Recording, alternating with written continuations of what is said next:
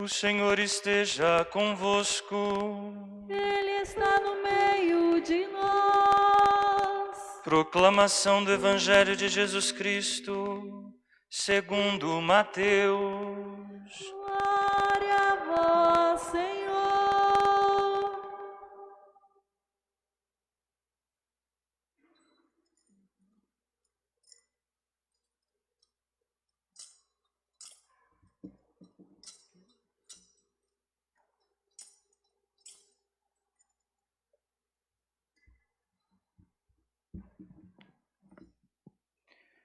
Naquele tempo, os 11 discípulos foram para Galiléia, ao monte que Jesus lhes tinha indicado. Quando viram Jesus, prostraram-se diante dele. Ainda assim, alguns duvidaram. Então Jesus aproximou-se e falou: Toda a autoridade me foi dada no céu e sobre a terra. Portanto, ide e fazei discípulos meus todos os povos, batizando-os em nome do Pai e do Filho e do Espírito Santo, e ensinando-os a observar tudo o que vos ordenei. Eis que eu estarei convosco todos os dias, até ao fim do mundo. Palavra da salvação.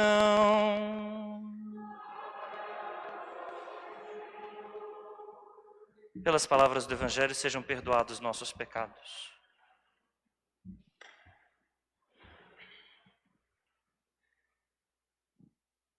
Meus irmãos, minhas irmãs, você também que nos acompanha agora pelo canal no YouTube ou pelo Facebook, e você ainda que nos ouve pelas ondas da Rádio América, hoje nós celebramos a festa, a solenidade da Santíssima Trindade. Curiosamente, se nós abrirmos as Sagradas Escrituras em busca desta palavra, Trindade, nós não a encontraremos. Ela não é uma palavra tirada das Sagradas Escrituras, mas diz respeito a um momento posterior da nossa história de fé, e com ela nós buscamos traduzir um dos maiores mistérios da nossa fé. O mistério de um Deus uno e trino, de um Deus que é Pai, Filho e Espírito Santo, mas é, ao mesmo tempo que três pessoas, um só Deus. Talvez vocês já tenham escutado aquela história muito contada nos nossos meios populares, catequéticos, atribuída a Santo Agostinho, que diz que uma criança tentava colocar a água do mar dentro de um buraquinho que ele fazia na praia. Santo Agostinho, diz a história, era um homem que estava em busca de compreender como era possível que Deus fosse três e um só. E nesse momento ele vê a criancinha no seu intento, na sua pretensão de colocar a água do mar naquele furinho na praia. Quando ele interroga a criança lhe diz exatamente assim: Agostinho, eu sou como você. Estou tentando entender o mistério da Trindade com a minha inteligência pequena. Essa história tem dois problemas. O primeiro é que ela não pertence a Santo Agostinho. Santo Agostinho nunca a escreveu. E em segundo lugar, não é porque Deus seja mistério que isso é um desconvite a buscar compreendê-lo. É exatamente o contrário. O mistério do amor que Deus é, quer outra coisa de nós. Não que a gente haja com indiferença, é mistério, deixa para lá. Mas que a gente o busque, que a gente mergulhe nele.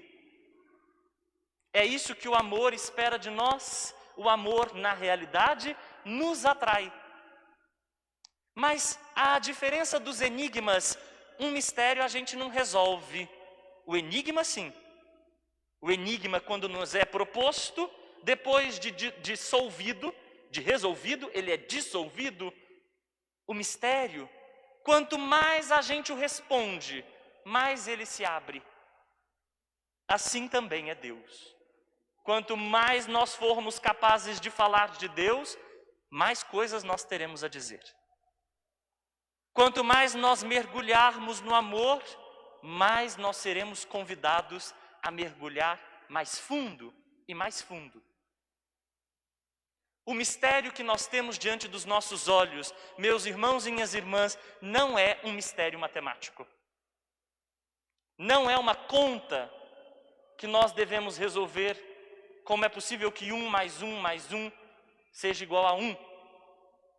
O mistério que nós temos diante dos nossos olhos é o mistério de uma relação. Deus é relação de pessoas. Nosso Deus não é solitário, nosso Deus é solidário. Ele vive numa comunidade perfeita, onde um não existe sem o outro, não existe pai sem filho. A gente poderia se perguntar, quem vem primeiro, o pai ou o filho? Na realidade, essa pergunta é tola. Um pai surge quando um filho surge. E como o pai existe, não surgiu, mas existe desde sempre, o filho é com ele desde sempre. Não existe pai sem filho. Não existe Deus sem o Cristo. E não existe pai e filho sem o Espírito. Enquanto o pai é um eu e o filho é um tu, precisa haver entre eles um laço, e o laço é o nós, e esse nós é o próprio Espírito. Laço que une, mas também que distancia, que diferencia. O pai é aquele que ama, nas palavras dos padres da igreja. O filho é aquele que é amado. E o Espírito é o próprio amor que existe entre eles. O pai cria. Nós sempre o dizemos. Ele é criador. Mas como é que ele cria, senão com a sua palavra? A palavra é o Filho. É possível dizer uma palavra sem respirar? Prendam a respiração e tentem dizer alguma coisa. Não é possível? Então, sendo assim, não existe palavra sem expiração. Não existe palavra sem o Espírito.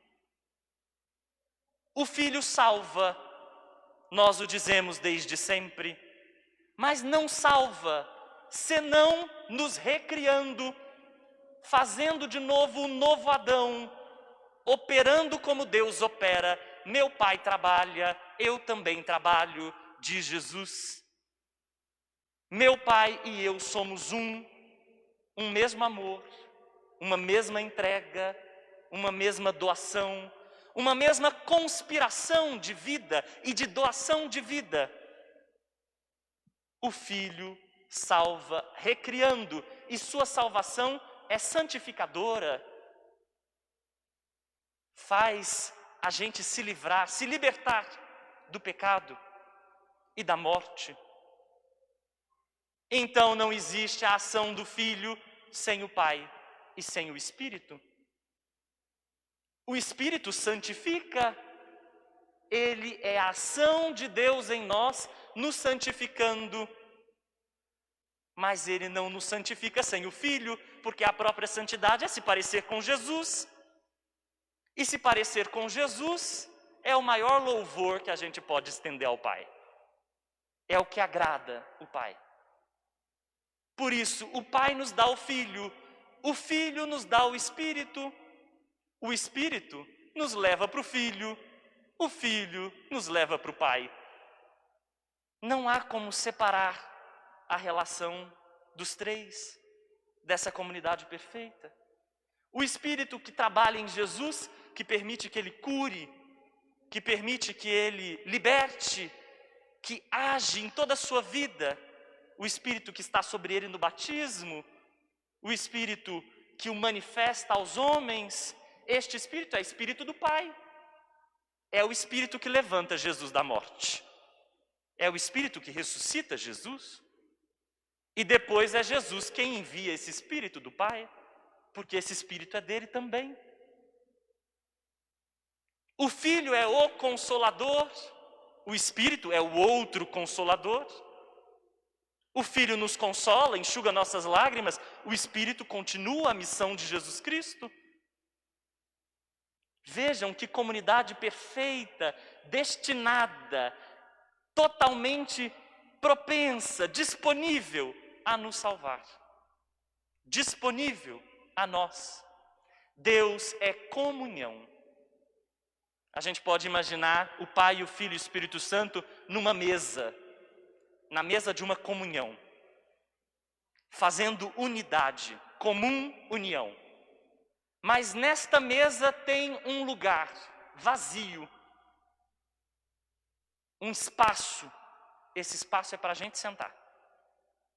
Porque a comunhão de Deus é perfeita, mas não é fechada. É perfeita justamente porque é aberta.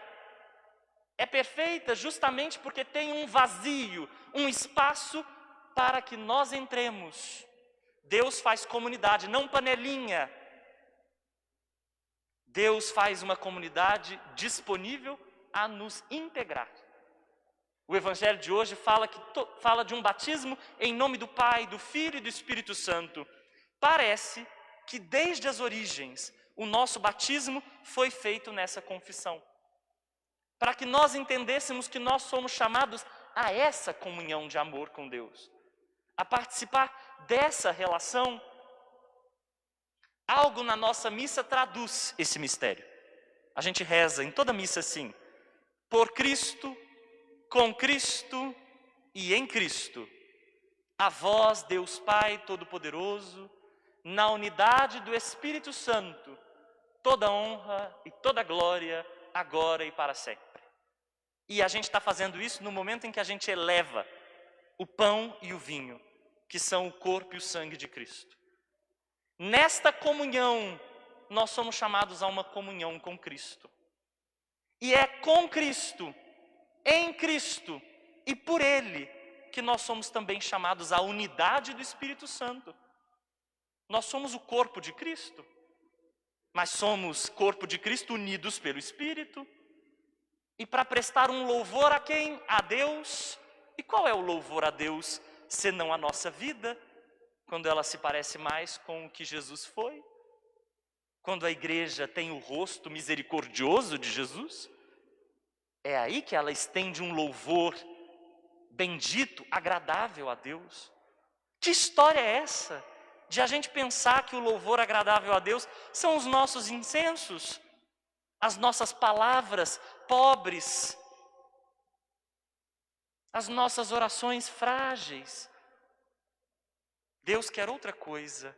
Ele quer que a gente entre na comunhão.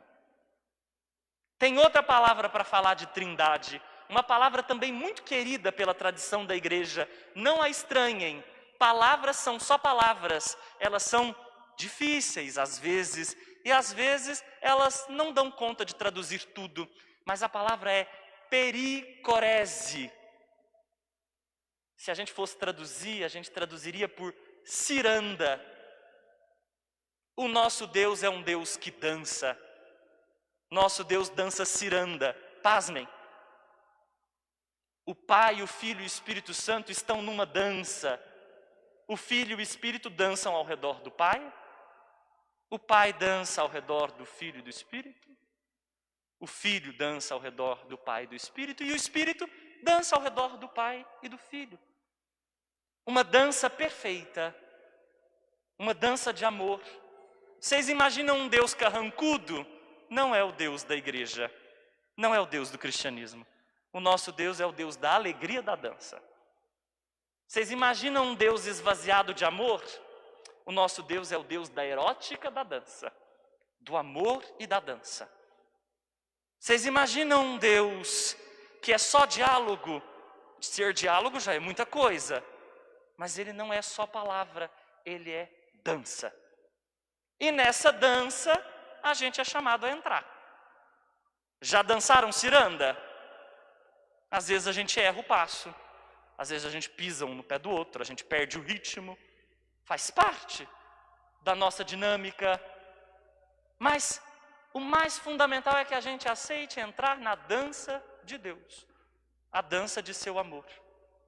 Quem inventou essa palavra? Essa palavra foi criada por 3 grandes teólogos. São Basílio, São Gregório Nazianzeno, São Gregório de Nissa. Não é uma invenção moderninha, não é uma invenção contemporânea, não.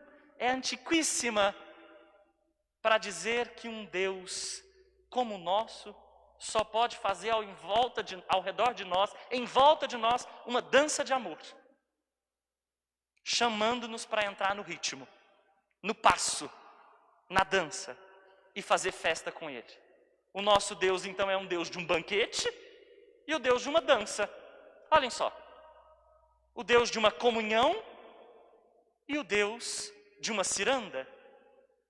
Um filósofo contemporâneo diria assim, ateu inclusive, eu não acreditaria num Deus que não dança.